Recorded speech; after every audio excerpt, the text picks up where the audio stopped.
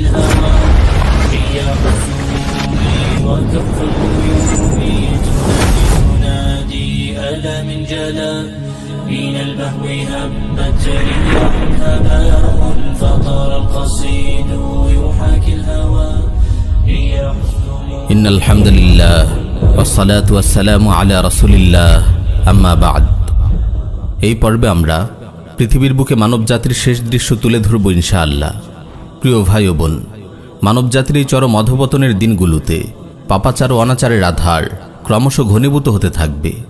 একদিন হঠাৎ করে পশ্চিম দিক থেকে সূর্যোদয় হবে, এরপর আর কারো তাওবা কবুল করা হবে না।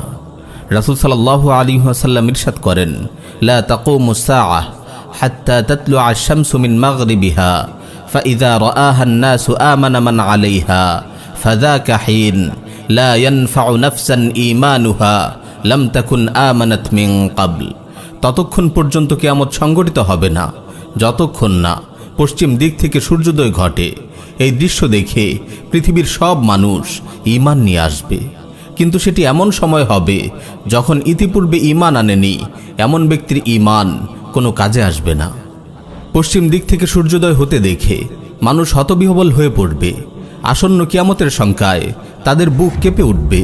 কিন্তু যারা পূর্ব থেকে ঈমান আনেনি, এই আলামত দেখার পর তাদের ঈমান আর কোনো ফল দেবে না। তাই তো রাসূল সাল্লাল্লাহু আলাইহি ওয়াসাল্লাম বারবার এই আলামতগুলো প্রকাশিত হওয়ার পূর্বেই নেক আমলে মনোনিবেশ করার তাগিদ দিয়েছেন।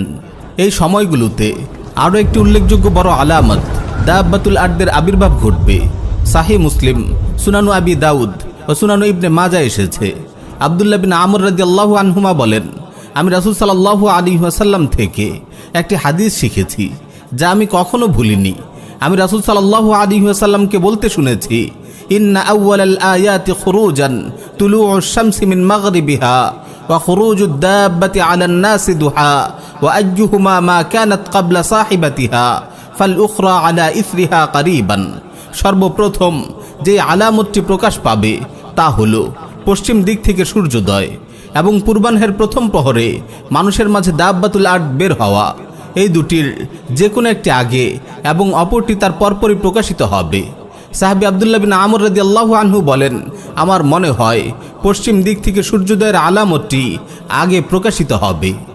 কোরআনুল কারীমে এসেছে, ওয়া ইযা ওয়াকাআল কাউলু আলাইহিম আখরাজনা লাহুম দাব্বাতাম মিনাল আরদি তুকাল্লিমুহুম আন্নান নাসা কানু বিআয়াতিনা লা ইউকিনুন।